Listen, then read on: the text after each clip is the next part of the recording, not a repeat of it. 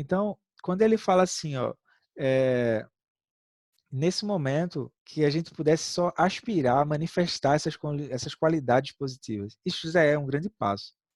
O Dzonza vai dizer, se a gente aspirar a bodhicitta durante o dia, já é algo maravilhoso. Porque a quantidade de pensamentos compulsórios que surge é muito grande.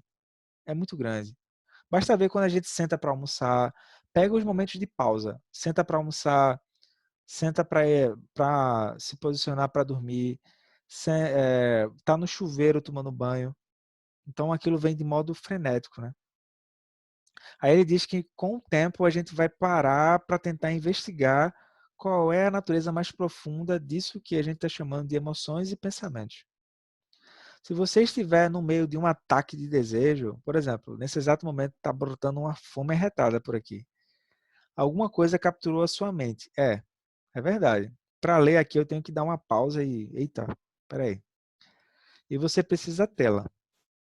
Você não conseguirá se livrar do desejo tentando reprimi-lo. Deu para sacar? A gente não se livra do desejo tentando controlar o desejo. Em vez disso, você pode olhar através do desejo, começando a examinar o que ele é. Aí, ó, ele está entrando como se fosse assim, uma segunda parte da prática. Primeiro, ele diz, aspire manifestar essas qualidades positivas. Reduza um pouco a aceleração de desejos de apegos frenéticos. Depois ele segue. Quando o desejo aparece na mente, pergunte-se de onde ele vem, onde ele permanece. Será que ele pode ser descrito? Será que ele tem cor? Será que ele tem uma forma ou contorno? Quando desaparece, para onde ele vai? Então, isso é um método de investigação.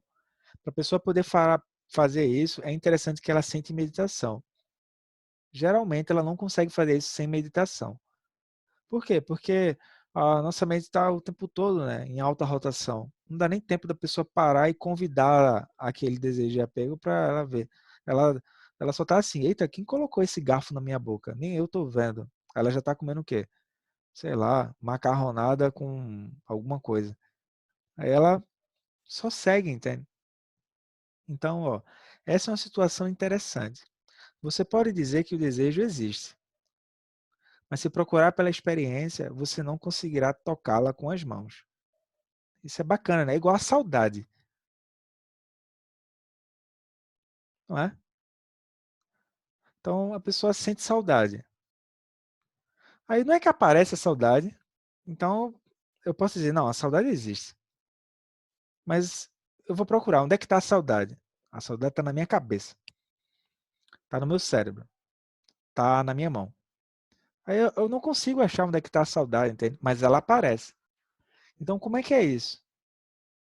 Porque se eu tiver consciência de como ela surge e como ela desaparece, eu agora vou apreciar ainda mais. Eu consigo ver com mais detalhes o que é isso.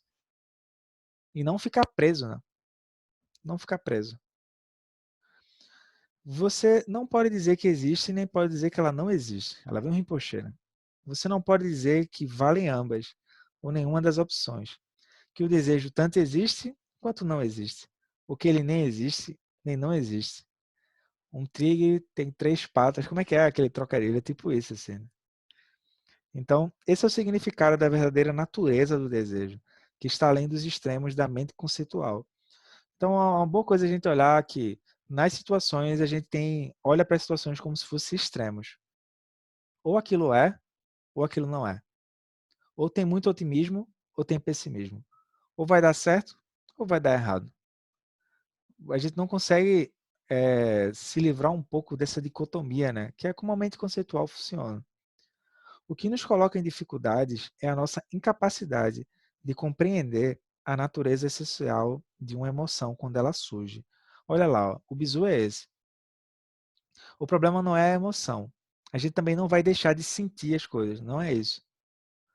Mas é assim, é, entender ou compreender a natureza essencial daquela emoção quando ela surge.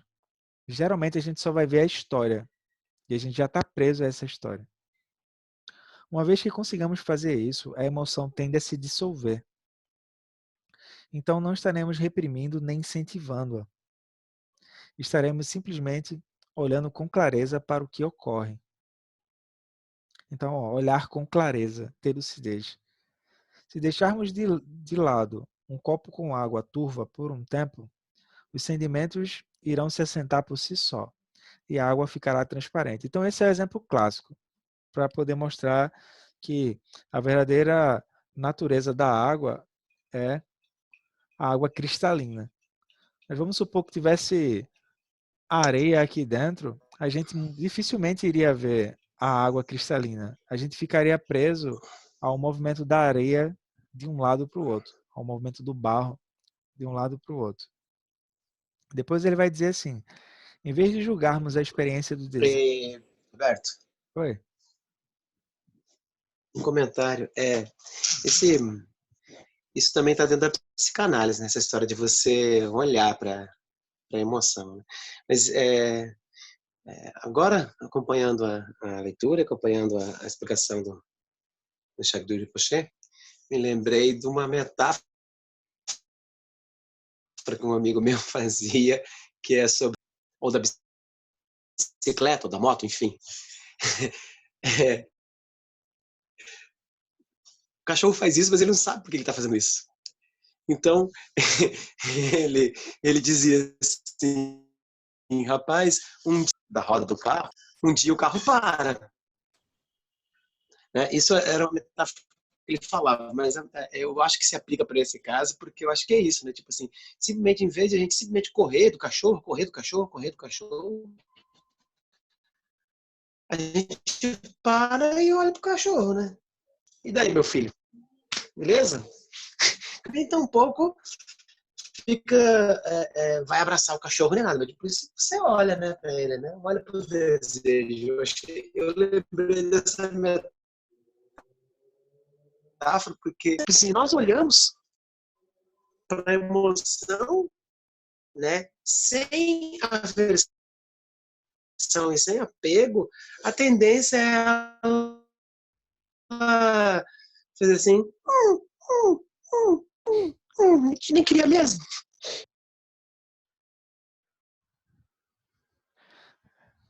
Que esse cachorro não seja o cachorro do John Wick, tá? Aí, quem assistiu sabe. Mas é bem por aí mesmo.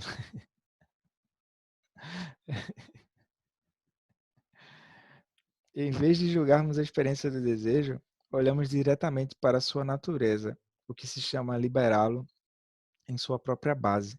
Então, ó, basicamente o que ele está tentando mostrar é que tem uma forma de a gente lidar com a nossa mente que a gente não, que a gente perdeu a capacidade de reconhecer.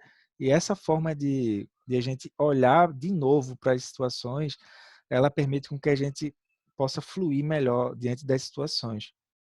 Como, por exemplo, compreender a natureza essencial, ao invés de reprimir, tentar olhar com mais calma, tentar liberar aquela situação na própria base. Então, aparentemente, isso podem ser coisas novas para a gente, mas aí a gente para e o ponto principal é a gente entender que existem outras formas de a gente se relacionar conosco e com os outros.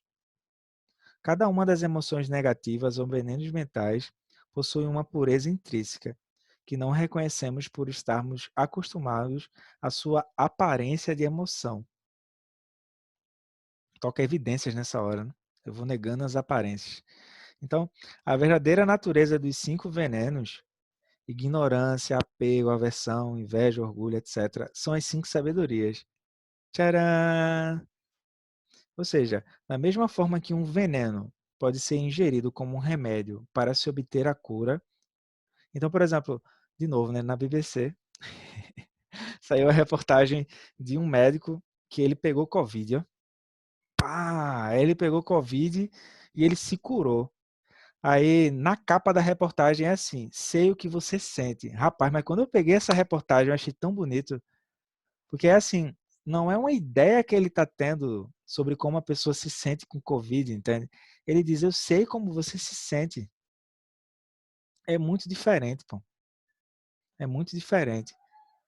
É tipo assim, é um interesse realmente genuíno de que o outro se libere daquilo, porque tu experimentou aquilo. Né? Então, é, Nesse sentido, é interessante a gente não desperdiçar nada do que surgir.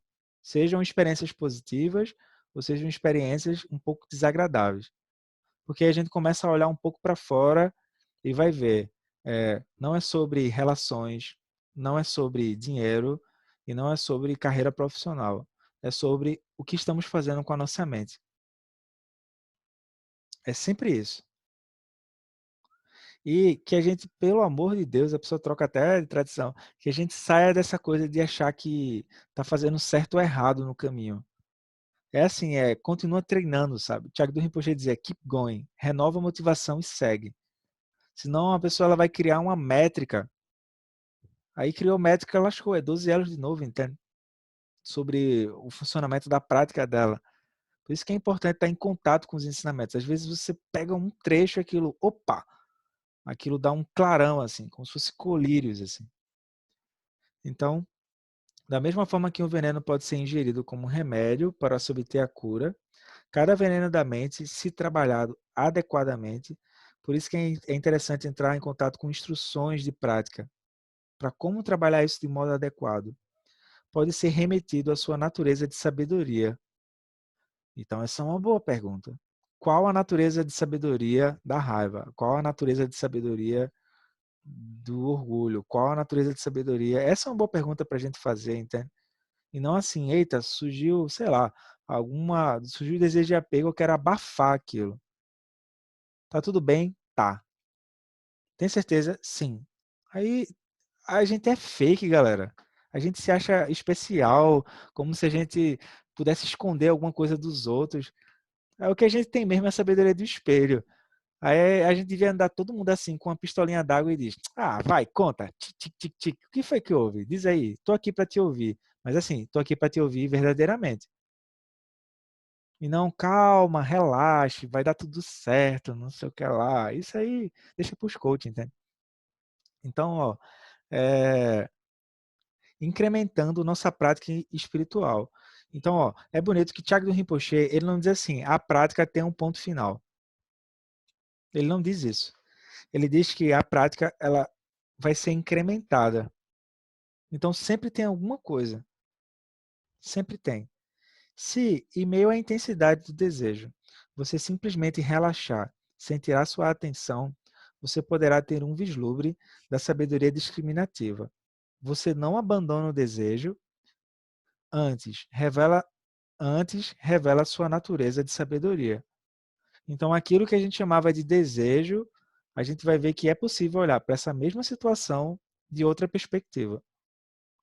Daí, é natural que brote compaixão. Não tem como. Não tem como. Se a gente quiser saber se a gente está avançando na prática, vai brotar a compaixão. Não tem para onde correr, entende? Porque a nossa natureza é compaixão. Daí eu me alonguei demais. São 8 horas já. Eu vou ficar por aqui porque tenho a transmissão do Lama. Eu agradeço a presença de vocês e a gente vai fazer a dedicação de méritos. Na semana que vem, a gente vai começar o capítulo 3, que é o trabalho com. Vou até ler aqui com calma. Trabalho com a raiva e a aversão. Então, talvez nesse exato momento de quarentena, a gente tem matéria-prima para trabalhar, entende? Esse é o ponto. Tem matéria-prima para trabalhar. Então, a gente vai fazer a dedicação. E eu gostaria de lembrar, toda vez eu esqueço, mas que as atividades elas são sustentadas pela generosidade dos praticantes e visitantes do espaço. Então, como a gente está em épocas de quarentena, eu estou deixando o link aqui, onde tem o passo a passo de como é que a gente faz para poder se alegrar com a alegria de poder partilhar do Dharma. Então, isso é chamado generosidade. Então, uma sugestão é de que cada encontro fique em torno de, sei lá, 10, 20 reais, depende de cada um, tá? Mas assim, não é sobre o valor em si, mas é o ato de que quando a gente oferece alguma coisa, a gente se alegra. Como, por exemplo, quando vai ter um aniversário de alguém, quando a gente olha como é que a gente poderia presentear essa pessoa? A gente se alegra muito mais do que a gente está pensando no nosso próprio aniversário. Faça um teste aí. Então, da mesma forma, quando tu oferece algo que vai ajudar o próprio SEB a se manter, porque as salas estão sendo sustentadas ainda nesse período, aí é como se tu também tu fizesse parte daquilo. É como se fosse assim, galera, vê só, a gente está numa mesma casa e teve uma goteira. Vamos consertar?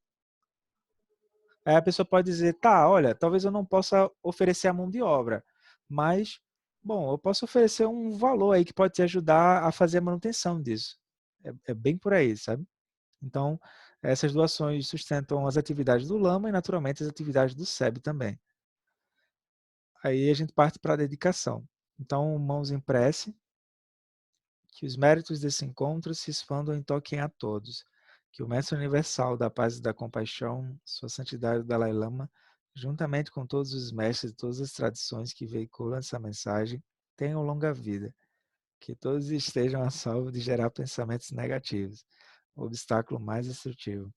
Que esses pensamentos nunca surjam em nossa mente, que todos os seres também estejam livres de pensamentos negativos. Ao longo de minhas muitas vidas e até esse momento, todas as virtudes que eu tenho alcançado, inclusive os méritos gerados por essa prática, e todas as que vier a conseguir, eu ofereço para o bem-estar dos seres sencientes. Possam a doença, a guerra, a fome e o sofrimento diminuir para todos os seres, enquanto sua sabedoria e compaixão aumentam nessa e em vidas futuras. Possa eu claramente perceber todas as experiências como sendo tão insubstanciais quanto ter sido do sonho durante a noite, e imediatamente despertar para perceber a manifestação de sabedoria pura no surgir de cada fenômeno. Possa eu rapidamente alcançar a iluminação para trabalhar sem cessar pela liberação de todos os seres, Budas e Bodhisattvas em conjunto.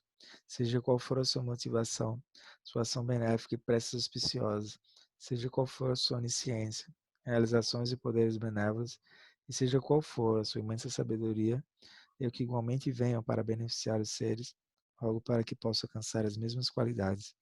Nesse exato momento, possam nem mesmo os nomes doença, fome, guerra e sofrimento ser ouvidos pelas pessoas e nações da terra, mas possam sim sua conduta moral, mérito, riqueza e prosperidade crescer e possam suprema bem-aventurança e bem-estar sempre surgir para elas. Você recebeu sua herança, as bênçãos da intenção iluminada da linhagem suprema. Você cura de mim e de outros amorosamente nesses tempos de degenerescência. Lama de grande bondade, possa você usufruir de uma longa vida e que as aspirações e esperanças que você tem em mente possam ser realizadas. Que a grande tradição do Abade Shantiratita, do Mestre Padma Sambhava e do Retri São Dentse possa florescer e permear os três reinos. Que a presença das três joias nunca se separe do fluxo mental dos seres, assegurando assim um sublime bem-estar através dos três tempos. Quem lochosum lochedzalin sasum chapapel droduchosum não adamidrado songele show. Aí, galera, eu fico por aqui e tá rolando, já deve estar rolando a transmissão do Lama no YouTube dele, tá? Então procura lá no YouTube, Lama Padma Santen e até a próxima. Tudo de bom para vocês. Tchau. Tchau, Beto. Até quarta. Tchau, pessoal. Tchau, todo mundo.